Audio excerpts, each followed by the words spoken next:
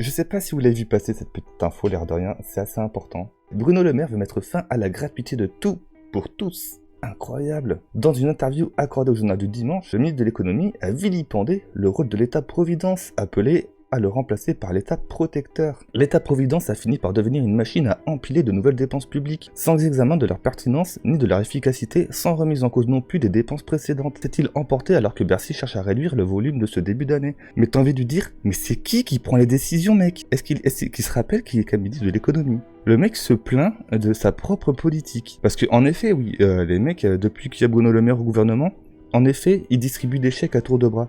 Et en effet, on voit bien que ça sert à rien. Il faut augmenter le revenu des gens.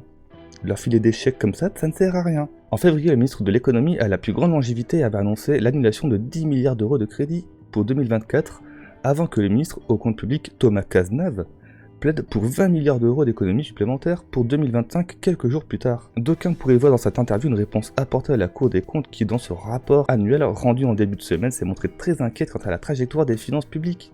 L'institution estime qu'il faudra de l'ordre de 50 milliards d'économies entre 2025 et 2027. Ouais, ça monte, hein. On est passé de 10 milliards à 50 milliards d'euros d'économies d'ici 2027. Donc en fait, d'ici 2024, 10 milliards. En 2025, 20 milliards de plus.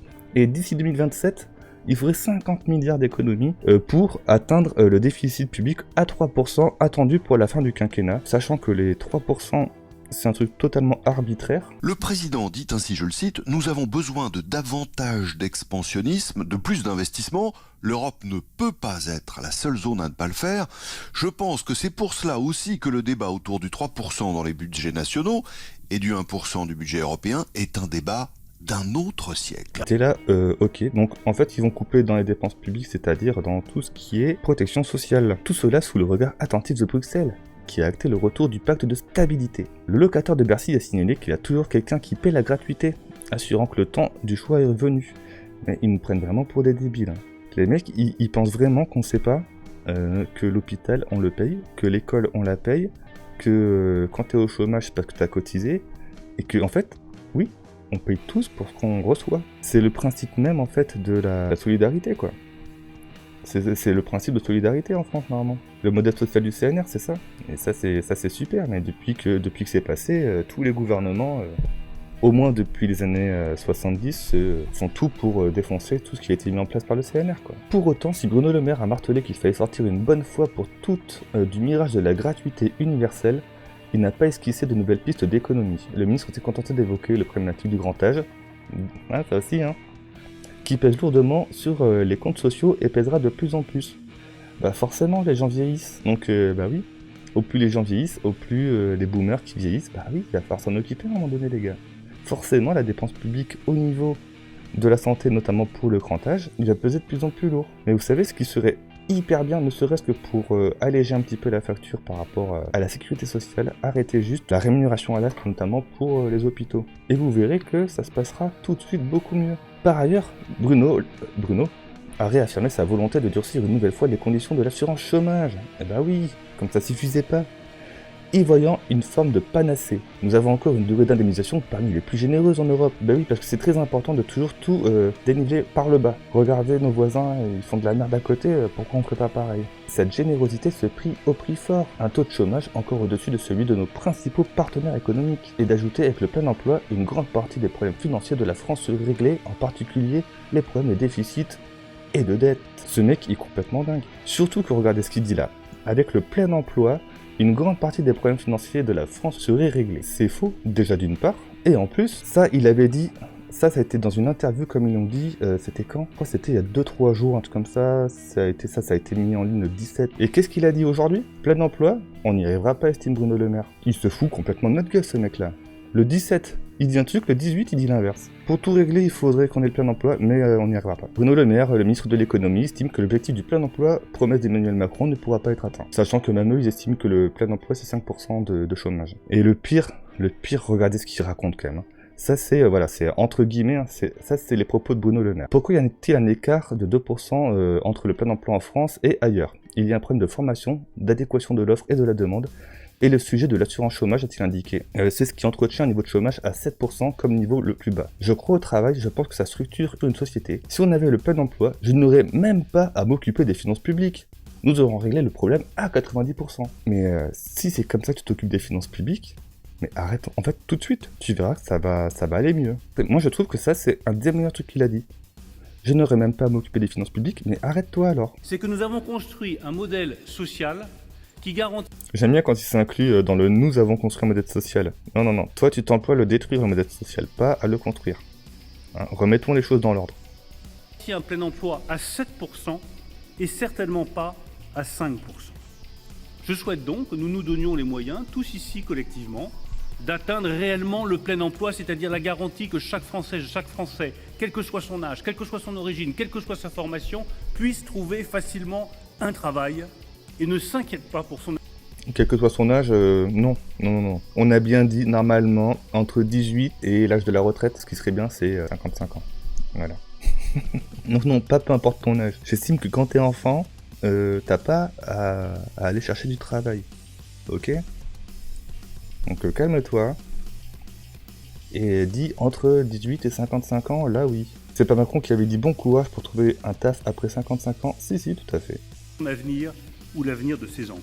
Pour ça, il faut ouvrir des chantiers et poursuivre avec beaucoup de résolution dans la voie de la transformation de notre modèle économique et social. Premier chantier, l'assurance chômage. La première des discriminations à l'emploi. J'aime bien quand il parle de chantier, parce qu'en fait, est-ce que... Ah si, ça s'appelle quand même un chantier de destruction, donc oui, putain. C'est l'âge. Quand vous avez plus de 55 ans, on vous ferme les portes. Cette discrimination, elle est invisible.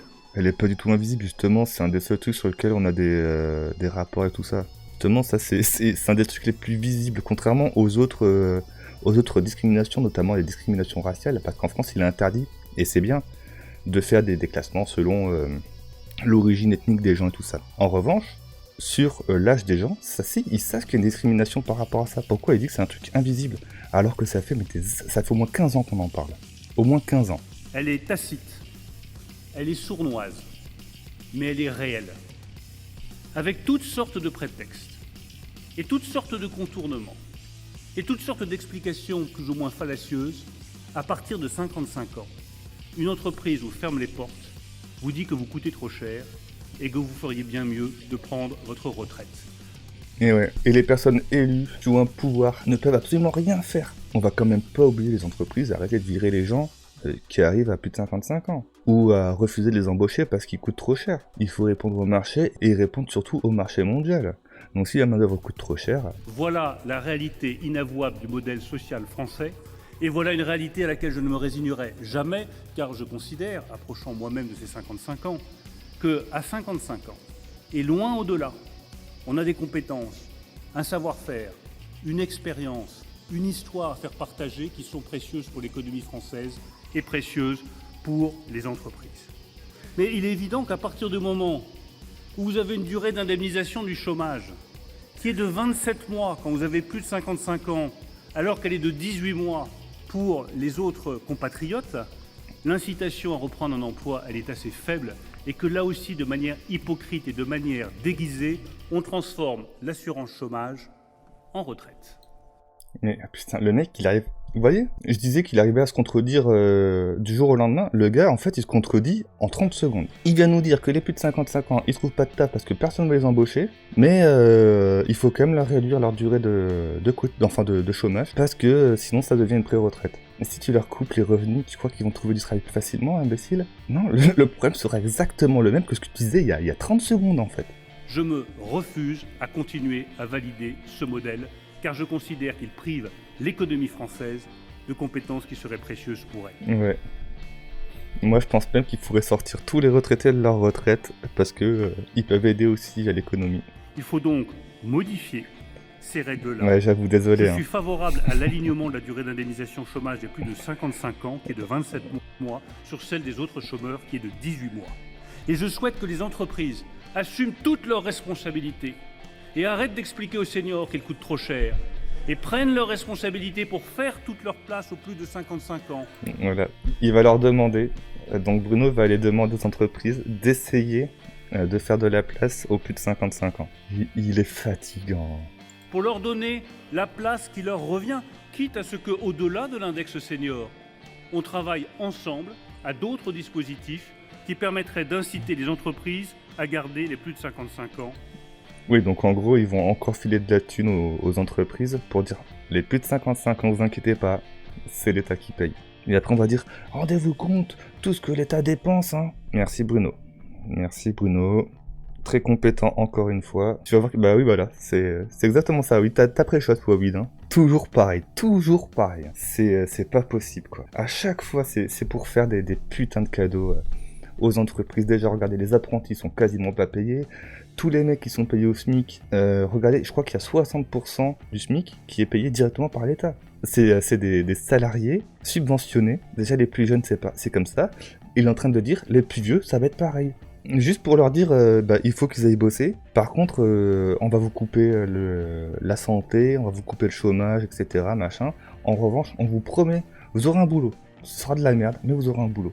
Nous déjà, on offre de l'emploi. On est bien gentil déjà de vous offrir de l'emploi. Donc la moindre des choses, quand on vous offre quelque chose, c'est acceptez-le. Et en plus derrière, on vous donne un peu d'argent. Vous avez mais aucune gratitude. Aucune gratitude. Dans l'entreprise et dans l'activité. Je vous le dis avec beaucoup de force, beaucoup de gravité et beaucoup de détermination. Car une société qui... Mais sachez, oui, franchement, moi je vous incite tous les jours, quand vous allez travailler, dites merci à votre patron de vous permettre de venir travailler. Et le soir, redites-lui merci en disant merci franchement parce que en plus vous allez me payer pour la journée, donc c'est vraiment très gentil. Beaucoup de gravité et beaucoup de détermination, car une société qui se prive des compétences des plus de 55 ans est une société hypocrite qui n'a pas compris les évolutions attendues. Mais ça va bien se passer, les plus désespérés auront accès au suicide assisté. Ouais, mais c'est ça, Wawid. De tous ceux qui ont de l'envie, de la compétence, de l'énergie à faire valoir et à partager.